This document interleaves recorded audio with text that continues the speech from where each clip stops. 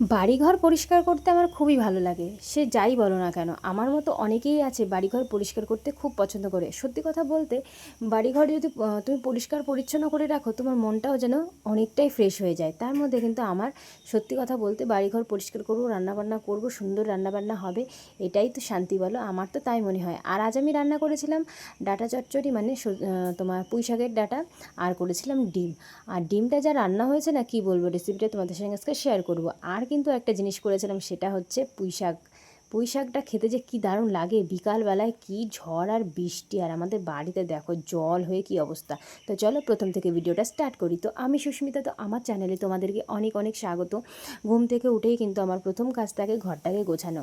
সত্যি কথা বলতে, আমি ঘরটা কেন গোছাই জানো? তোমরা হয়তো বলবে যে আগেও তো কত কাজ থাকতে পারে। কি বলো তো, আমার শাশুড়ি মা না সব কাজ বাজ করে রাখে। সকালবেলা উঠে ওনার সব বাসি কাজ হয়ে যায়, যা আমার কাজ থাকে মোটামুটি উনি করে ফেলে, যার জন্য আমার তেমন বাইরের কাজ থাকে না, বাইরের না বললেই চলে। যাই হোক, এদিকে কিন্তু ঘরটাকে সুন্দর করে গুছিয়ে নেবো। আর যেটা বলছিলাম, তোমাদের আমার মতো অনেকেই আছো যারা ঘর বাড়ি পরিষ্কার করতে খুবই পছন্দ করে, পরিপাটি করে যেন ঘর বাড়িটা পরিষ্কার পরিচ্ছন্ন থাকবে, যেন মন মানসিকতা চেঞ্জ হয়ে যায়। আর আমার যা পরিস্থিতি, আমি সবসময় আমার তো একটা টেনশন বেঁধেই থাকে এটা ওটা নিয়ে। কিন্তু সত্যি কথা আমি মনে করি যে নিজেকে ফ্রি রাখার জন্য বাড়িঘর পরিষ্কার করো, নিজেকে ভালো রাখো, নিজেকে দেখো, তবেই যেন একটা শান্তির মুখ খুঁজে পাওয়া যায়। তো একাকিত্ব জীবন তো কাটানো যায় না। আর এই যে আমার জীবনের সবথেকে বড় সমস্যা জানোই তো কী আছে না আছে, তো সেটা সবসময় ভিডিওতে আমি বলি। আজকে এসব বিষয় নিয়ে কোনো কথাই বলবো না, আজকে আমার কাজের বিষয় নিয়ে বলবো। সত্যি কথা বলতে, আমার কাজ করতে খুব ভালো লাগে। আজ কাজের জন্যই আমার এই পরিস্থিতি, জানো না, ঠান্ডা লেগে যায় জানো তো। নিজের যত্ন নিই না। আমার এখন বুঝি যে হ্যাঁ, সব কিছুই দরকার, যত্নও দরকার, কাজকর্মও দরকার, সব কিছুই। তাই বলে একদম উজাড় করে কাজকর্ম করো না, যাতে নিজের ক্ষতিটা হয়ে যায়। যাই হোক, সেই সব কিছুই করি না। আমার এখন মনে হয় পরিপাটি করে সবসময় বাড়িঘর পরিষ্কার থাকবে, পরিপাটিভাবে এই জিনিসটা থাকবে। আমাদের মধ্যবিত্ত পরিবারের সব কিছু তো চেঞ্জ করা সম্ভব না, যেটা আছে সেটা নিয়েই থাকা লাগে। যাই হোক, আমি কিন্তু ঘরটা একটু গোছানোর পরে আমি আলমারি শোকেসগুলো একটু, আলনাগুলো বা আমার ড্রেসিং টেবিলটা একটু মুছে ফেলবো। সত্যি কথা বলতে, ড্রেসিং টেবিলটা আমার না মুছলে না ভালো লাগে না।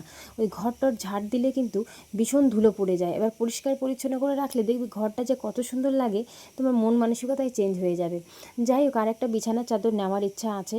এই এক চাদর ভালো লাগে না, কি বলো তো, দুটো তিনটে আছে। আমার একটু পুরনো হয়ে গেলে না, সেই সব চাদরগুলো আর পাততে ইচ্ছা করে না। আমার বরমশাই বলে পুরনো তো হয়নি, তো সেটা পাততে পারো। কিন্তু আমার না ইচ্ছা হয় না, মনে হয় কি ঘরে একটা নতুন চাদর থাকবে, ঘরটা যেন পরিবর্তন হয়ে যায়। যাই হোক, এদিকে কিন্তু আমার ঘরটা পুরো পরিষ্কার পরিচ্ছন্ন হয়ে গেছে। তারপর বাইরে বারান্দায় আমি চলে এসেছিলাম। বারান্দায় খুব ধুলো ছিল, ভাবলাম ঝাড় দিয়ে ফেলি তাড়াতাড়ি করে। সকালবেলায় কাজকর্মটা যেন বেশি থাকে সবার, আমার মতো শুধু না, সবার, প্রত্যেকটা মেয়ে বউ সবার কিন্তু সকালবেলার কাজটা বেশি থাকে। তারপরে মোটামুটি রান্নাবান্না সারা হয়ে গেলে দুপুরবেলা যারা যারা রান্না করে তাদের তো একটু কাজ থাকে। আর আমি একবারে রান্না করে ফেলি বলে আমার মোটামুটি 11টা 12টার মধ্যে কিন্তু অনেক কাজ হয়ে যায়। যাই হোক, আমার এদিকে ঝাড়টার দেওয়া হয়ে গেলে ঘরটা মুছে ফেলবো। এই হাতল দিয়ে দেখছো, আমার এই হাতল দিয়ে না হাত মুছতে পারি না আমি, জানো তো।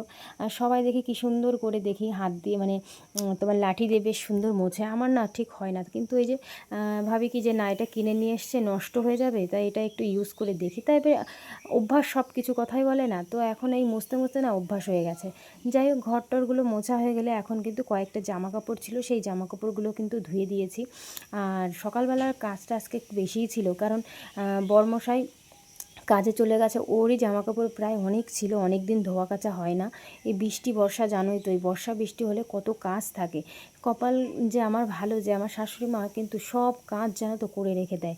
ভোরবেলা উঠতে না উঠতে, জানে আমি একটু উঠতে দেরি করি, উনি সব কাজকর্ম করে ফেলে। আমি বলি যে ওনাকে যে তুমি রেখে দাও, আমি কাজকর্ম করব, কিন্তু উনি রাখে না, সব কিছু করে ফেলে। তা তোমাদের কি দেখাবো বলো ভিডিওতে। তাই মোটামুটি ঘরের যেটুকু আমি কাজকর্ম করি সেটাই আমি ভিডিওর মাধ্যমে তোমাদের মানে দেখাই আর কি, একটু শেয়ার করতে পারি। যাই হোক, জামাকাপড়গুলো কাচা হয়ে গেলে ভাবছিলাম যে আজকে আবার যদি বৃষ্টি হয় জামাকাপড়গুলো শুকাবে কি না। কিন্তু একটা কথা আছে, সেটা হচ্ছে আমার শাশুড়ি মা কতবার যে জামাকাপড় উল্টে উল্টে সুন্দর করে শুকাবে, সেটা আমি বলে বোঝাতে পারবো না। ওইটা হয়তো ওনার অভ্যাস, ভালো লাগে যে তাড়াতাড়ি করে জামাকাপড়গুলো শুকিয়ে যাবে। এক কাজ উনি দুবার করবে, কিন্তু আমি ভাই করি না। আমারও সত্যি কথা বলতে ওই নেড়ে দিলাম, থাকলো পরে, বৃষ্টি হলে হলো, তুললাম, অত কে 14বার নাড়ে। যাই হোক, এদিকে কাজবাজ সেরে কিন্তু আমি চলে গেলাম রান্নাঘরে। তো মা এদিকে অর্ধেক রান্নায় করছিল, তো আমি বললাম ওঠো আমি রান্না করছি। তো এদিকে মশলা টশলাগুলো আমি বেটে টেটে নিয়ে রেখেছি, ডিম টিম সিদ্ধ করে রেখেছিল মা। তো আজ আমি রান্না করব ডিমের ঝোল, আর এদিকে পুঁই শাক কেটেছিল আমাদের গাছের থেকে। তো এই পুঁই শাকটা একটু শাক হবে, তেল শাক, আর ডাঁটা চচ্চড়ি হচ্ছে, এই যে পুঁই শাক দেখতে পাচ্ছ। আর কি বলবো, এদিকে বৃষ্টি হচ্ছে, গরম যেন কাটছে না, এতটাই গরম পড়ছে। কি বলবো, গরমে একেবারে ঘেমে অস্থির হয়ে গেছে, মানে এতটাই গরম পড়ছে। কি বলবো, তোমাদের ওখানেও কেমন গরম পড়ছে অবশ্যই কমেন্টে জানিও। বৃষ্টি হয়েও শান্তি নেই। যাই হোক, প্রতিদিন এক টাইমেই বৃষ্টিটা হচ্ছে। আর আজ কিন্তু আমি এই ডাঁটার যে চচ্চড়িটা করেছি সর্ষে বাটা দিয়ে, এত সুন্দর হয়েছে, তোমাদের সঙ্গে রেসিপিটা শেয়ার করি। ডাঁটাগুলো কিন্তু ছোট ছোট করে কেটে নিতে হবে, মানে তোমার পুঁই শাকটা আমাদের গাছের, সত্যি কথা বলতে বাজারের পুঁই শাক আর গাছের পুঁই শাকের মধ্যে সত্যি তুমি যাই বলো না কেন তোমরা, পার্থক্য কিন্তু একটা থাকে। আমি খেয়ে দেখেছি, কি বলবো, স্বাদটা অপূর্ব হয়েছিল। আমার নিজের রান্না বলে বলছি না।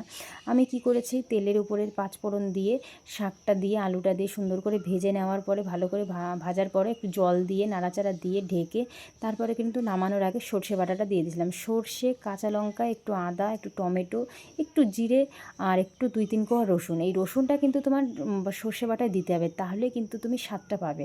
অনেকে আছে মানে রসুন ছাড়াই করে, এই রসুন দিয়ে যে এতটা স্বাদ লাগে আমি তোমাদের বলে বোঝাতে পারবো না। তোমরা কিন্তু ট্রাই করে দেখতে পারো, খুবই সুন্দর হয় এই ডাঁটা চচ্চড়ি। যাই হোক, এদিকে কিন্তু আমি পাতা দিয়ে জাল দিচ্ছি। আমাদের উনুনে কিন্তু সব রকম জ্বালানি ইউজ করা হয়, পাটকাঠি থেকে শুরু করে কাঠ, পাতা, গুঁঠো সব কিছুই কিন্তু আমরা গ্রামের বাড়িতে সব কিছুই জাল দিই। আমাদের এখানে কিন্তু তেমনই না যে কাঠ দিয়েই জাল দিতে হবে, গ্রামের মানুষ আমরা, সব কিছুতেই আমরা জাল দিই। যাই হোক, শেষে তারপর আমি ডিম বসিয়ে দিয়েছি। আর এদিকে কিন্তু আমি ডিমে আজ প্রথমবার দিয়েছিলাম রসুন। কি বলবো, রসুন দেওয়াতে তরকারিটা এত স্বাদ হয়েছে আর এতটা সুন্দর হয়েছে বলে বোঝাতে পারবো না। আমি কিন্তু এখানে কাঁচা লঙ্কা ইউজ করেছি, কোনো কিন্তু শুকনো লঙ্কা আমি ইউজই করিনি। তাও দেখো কালারটা কিন্তু সুন্দর এসেছে। কালারটা আসার কারণ কি জানো তো, টমেটো দিয়েছিলাম। টমেটো দেওয়াতে কিন্তু কালারটা যেন পরিবর্তন হয়ে গেছে। আর একটা রসুন আমি দিয়েছি, দেখা যাক, আজকে মাংসতে তো সবাই রসুন খায়, আজকে আমি ডিমের ঝোলে দেখি কেমন লাগে। যাই হোক, ডিম আলু দিয়ে কিন্তু মশলাটা দিয়ে আমি সুন্দর করে কষিয়ে নেব। কষানোর পরে জল দিয়ে দেবো। আর ডিম কষা খেতে তো বেশি ভালো লাগে, কিন্তু বাড়ির রান্না বলো, দুপুরবেলা 2 টাইম খাওয়া হবে, সেখানে কষা তো রাখা যাবে না। আর কষা তো আমার ওইভাবে ভালো লাগবে না, একটু গ্রেভি থাকবে, সেটাই ভালো লাগবে। যাই হোক, আমি ঝোল ঝোল করেছি, এদিকে আমার ডিমের ঝোল। আর আরেকটা কড়াইতে কিন্তু আমি তেল শাকটা বসিয়ে দিয়েছি। 2 উনুন, ভাবছি যে দেরি করব, গরম লাগছে একেতে, তার জন্য এই কড়াইতে বসিয়ে দিয়েছি। এটা কিন্তু ইসের কড়াই, আগেকার কড়াই। আমি ভেবেছিলাম যে অন্য কড়াইতে বসাবো, তো রয়েছে হাতের পাশে, তার জন্য ওই কড়াইতে বসিয়ে দিয়েছি। এই কড়াইতে আমরা সচরাচর রান্না কিন্তু করি না।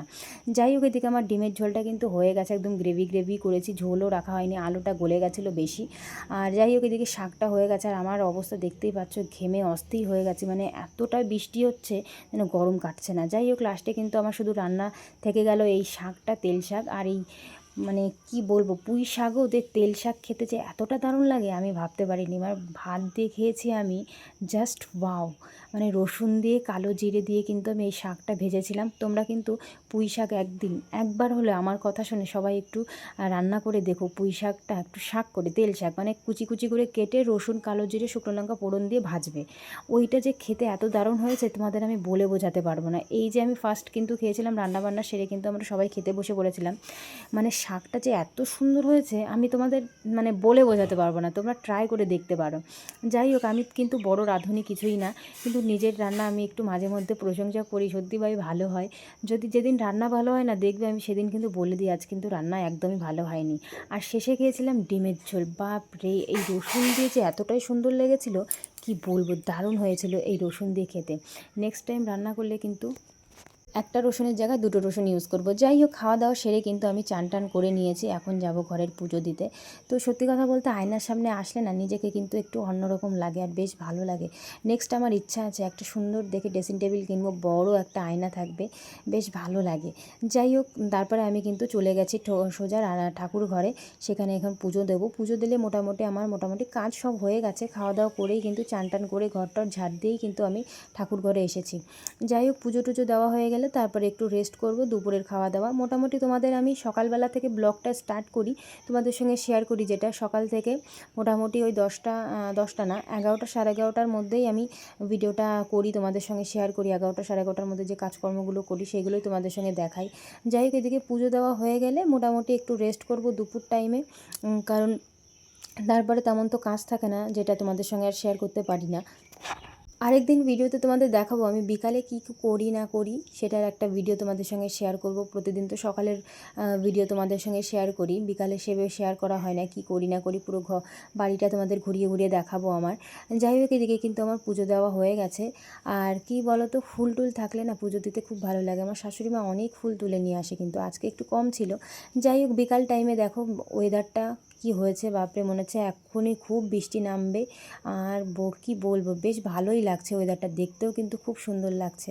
আমাদের এখানে রাস্তাটা হতে কিন্তু সুন্দর লাগে। যাই হোক, আমার ঘরের সামনে অনেকটাই কাজ বাকি, কবে যে হবে। ঘর মানে মাটি দেওয়াতে উঠোন মানে এতটাই উঁচু হয়ে গেছে, ঘর নিচু হয়ে গেছে, জল সব এই সিঁড়িতে চলে আসে।